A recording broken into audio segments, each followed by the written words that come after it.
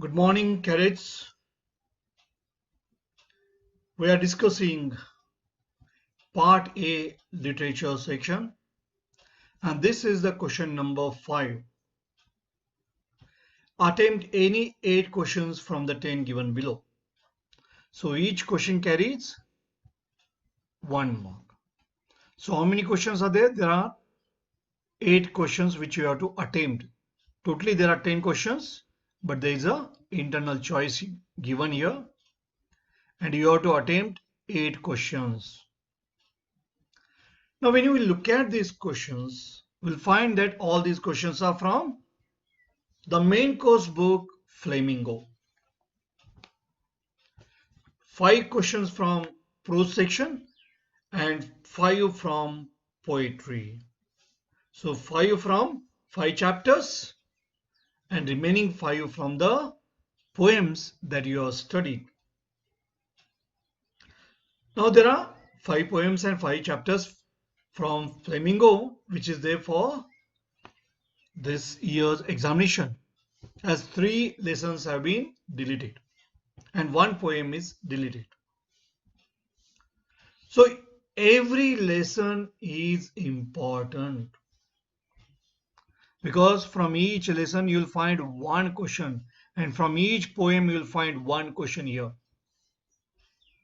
Though there is internal choice, it is better to be ready with all the lessons and poems, because we have already seen there was extract based question on poem which carried 4 marks. And if you study these poems thoroughly, then what will happen? You will be able to score for all these marks which are allotted for poems, which are allotted for literature. Now let us go to the question number 5. Attempt 80 questions from the 10 given below. I already told you, out of 10 questions, 5 are on the chapters of the main course book Flamingo, and remaining 5 are on the poems. So first question is from the lesson The Rat Trap. So it is based on the lesson Rat Trap. The writer tones down the philosophical load inherent in the rat trap with the inclusion of. This story is very philosophical. The kind of viewpoint the peddler has, that is philosophical. He thinks about the world philosophically, but there is a touch of what? That is the question. Is it that there are ironical situations? That's why tone down the philosophical load, the philosophical burden. And what is that philosophical thing here? What is that philosophical load here? Thinking about the world as a trap, like a rat trap. The world is a trap, and there are so many temptations. And suddenly one fine day, one lands up in trouble. And this is what is the idea of the peddler. What is the idea? The whole world is nothing but a big rat trap. The only purpose to live in this world, or the only purpose of this world, is what? That there are temptations. So there are baits. How the bait is there in the rat trap, similar way there are so many temptations. And what are those temptations? Riches, luxuries, joys. So these are all nothing but temptations. These are all nothing but tempting baits. So anyone who lets himself get tempted by these baits, then what happens? He gets caught into that trap, and it becomes very difficult for him to come out of that trap. So this is what he is to cherish. This idea or philosophical idea he is to cherish, who Peddler is to cherish. Now here the writer Selma Lagerlof, what she has done, she has presented this character of the peddler with a great sense of humor. So there is a touch of humor, there is a touch of wit there. It is not that the vagabond is overburdened with morality and all. It is not that. He doesn't mind resorting to begging and petty thievery. He wants to keep his body and soul together. He wants to survive in this world. He doesn't allow the sad and monotonous life to overpower him. And he has a natural tendency to philosophize life. And that is making life less burdensome. It is his sense of humor that makes him to accept that he is a rat. And all other human beings are also rats. The world is nothing but a big rat trap. Okay, so what is there? Classical reference means what? Classical reference, a reference from maybe from the classics. No, nothing to do with that, isn't it? Satirical dialogues, it is not because of satirical dialogues, but it is because of humor and wit. The writer has toned down the philosophical note. Okay, it's due to humor and wit. Let's go to question number 2. Choose the statement that is not true with reference to Douglas. Now here, Douglas, William Douglas, he tries to overcome his fear of water. The first part deals how he developed fear of water, and next part deals with how he could overcome the fear of water. Now Douglas' fear kept him away from leisurely activities in water. Is it true that kept him away from leisurely activities in water? That is very much true. Because when he wanted to go for fishing, he was not able to go because that fear that he had developed, that was always coming back to him. And that is the reason why he was not able to enjoy his leisurely activities. Then the fall in the pool at YMCA taught Douglas a life lesson. Yes, it has taught him the lessons of life. The fall in the pool. So this is also true. The fear of drowning was a source of Douglas' anxiety and terror. So the fear of drowning. So he was worried because he may get drowned. He had a very bad experience where at the YMCA pool. A big bully bruiser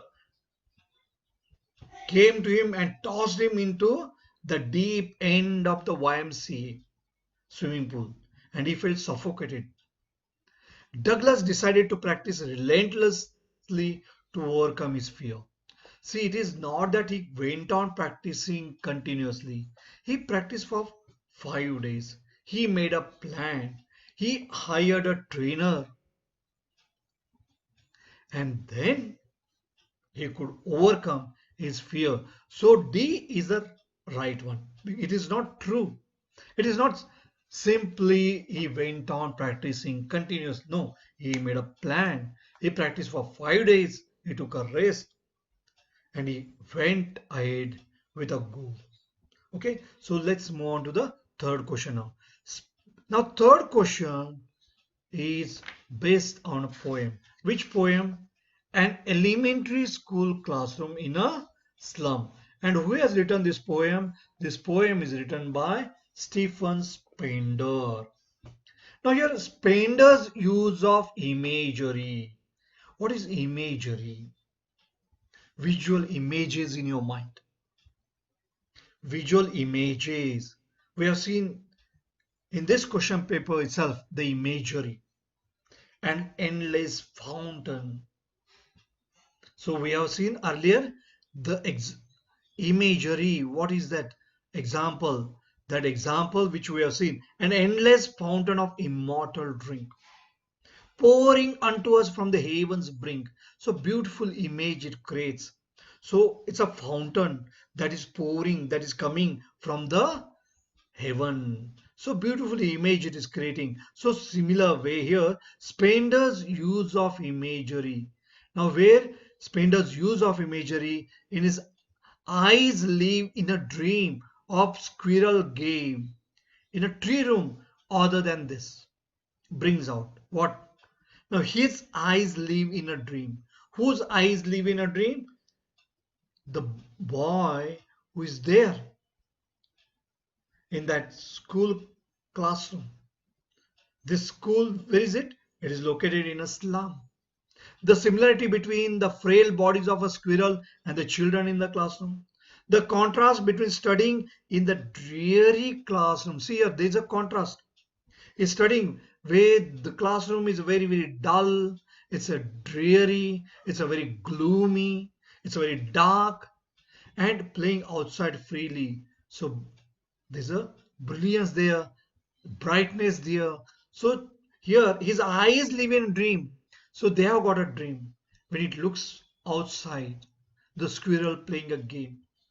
There in a hole of the tree, other than this. So suddenly it goes inside the hole, suddenly comes out. So it sees outside. What does it see? It sees outside the squirrel playing the game. So probably he wants to come out of that darkness. He wants to lead a good life. Probably he looks for prospects. He looks for prospective future. His eyes live in a dream, and that dream he has got. So let's move on to the next one now. Next one is also based on poem. Which poem you find out? John Keats poem. And very famous poem. What is the title of the poem? A Thing of Beauty. And you are familiar with that. A thing of beauty is a joy forever. Now Keats celebrates trees as a boon in the poem. So the tree as a boon. A thing of in this poem, he talks about all that, how it's a boon. With reference to the statement, which of the following options is not true? So you have to read thoroughly and you have to find out how it is not true. So when he's describing about that poetry, when he's telling about all that, whatever we have got, beautiful things, he goes on telling so many things which are the gifts of the nature. And we have to look at those gifts of the nature. They are all bountiful. And they are all making us life worthwhile. They are enabling us to lead a good life. They take us away from all those unhealthy ways which are dominating in our lives. Those evil things which are all dominating in our lives. And these are the beautiful things. They'll remove the cover of sad feelings from our hearts. When he's talking about all that. Now here, trees give us sustenance. So they are sustaining. Because of that only we are sustaining life. When we look at them, now trees provide relief from heat. Now here, he talks about all that scorching heat. So when there's a scorching heat, we get relief from that bower, the shade. Now trees help keep the earth clean. Now nowhere he talks about that it is the trees that is keeping the earth clean. Now trees appear beautiful to the eye. Yes, he's talking about the beauty of the nature. He says that these are the beautiful things of nature that is making us to lead the life, get away from all the sad feelings from our heart. So your trees help keep the earth clean. Okay, let's go to question number 5. Concluding his last lesson by writing Vive la France on the blackboard shows that. Now he wrote at the end, Vive la France, long live France. He was not able to utter, emotionally choked. So here, let's see here, was overwhelmed with emotions, wanted to decide all attending class that day, eliminate that, was keen on not leaving the country. Yes, he was ready to leave the country. He was He was compelled, he had to leave the country. There was a, so all the French teachers, they had to leave. The German teacher was supposed to be replaced by him, wanted to teach French participles through it. So the right answer is was overwhelmed. He was choked with emotions. He was filled with emotions. He was overwhelmed with emotions. And that is the reason he couldn't utter a word. He just wrote on the blackboard, Vive la France, long live France. Let's go to the question number 6. And this question is from the lesson Indigo. Rajkumar Shukla's efforts resulted in Gandhiji's fight for the farmers' cause. This showcases that he was meticulous and kind. Meticulous means very careful, systematic, and kind. Nothing is told about that. Sincere and curious. We don't get any incident where he has been very curious. Now, enterprising and persistent. Yes, he was very enterprising. He was determined that Mahatma Gandhiji should come to Champaran. So he was very persistent and he was enterprising. He was ready to go wherever Gandhiji was there. He was following him. So enterprising and persistent. That is the right answer here. Respectful and congenial, conducive. Okay, only the right option is C, enterprising and persistent. Let's go to question number 7. It is clear that the speaker in Aunt Jennifer's Tigers has an attitude of towards her. So what is the attitude of the speaker? Yes, he sympathizes. Empathy, wonder, sympathy, and gratitude.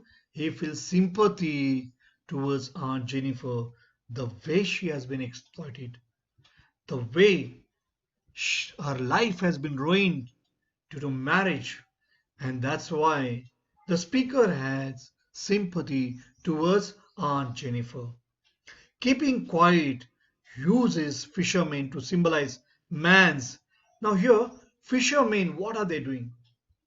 They are fishing there in the polar regions, in the cold seas. So what they are doing, and as a result of that, the whales have become endangered species.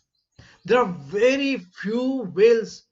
They are there existing now.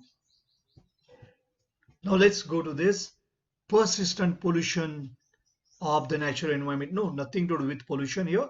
Polar region is talking about rapid degradation of human values. Fishermen fishing the whales. It is about that limitless exploitation of natural resources. So these are all natural resources. Yes, we have been exploiting natural resources, and as a result of that, what has happened, some of the species have become endangered, and whales, particularly blue whales, have become very much endangered because very few whales are there now in the polar region. So constant participation in acts of terror. So the right answer is limitless exploitation of natural resources.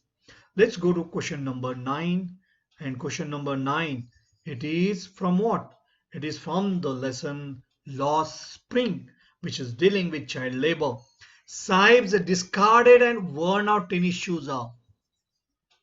Remember, he was shoeless. He did not have even chappals. And these are discarded and worn out tennis shoes. An indication to procure different ones.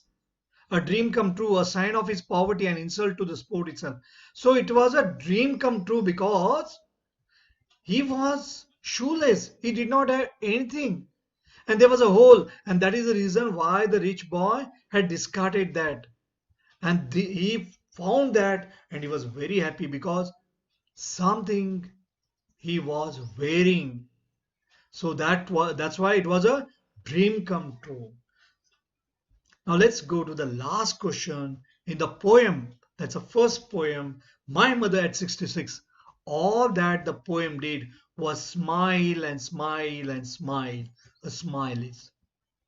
Now here the poet knows that her mother, who has ashen face, when she just looks at her at the airport, the pale face, she's quite sure that mother is on the verge of death.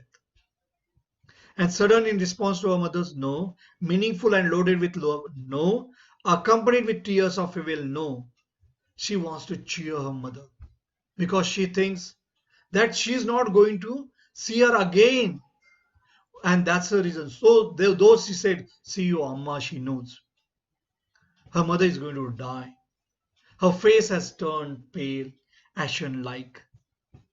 And she wants to hide that feeling, that worry, that anxiety that she has got. So, in order to hide her real feelings, what does she do? She wears smile. She keeps on smiling. She puts on smile. So, in order to cheer her mother, so she wears smile, so to hide her real feelings, and she wants to cheer up her mother when she's leaving there at the airport. I hope you understood this. When you are going through these questions, refer your textbooks, refer the guide. Try to understand these questions well. It's a kind of revision. I'm going a little bit in detail because I want you to understand all the chapters, all the poems very well. Remember that every lesson and every poem is important. So read all these poems, lessons of Flamingo in detail. Thank you. Goodbye.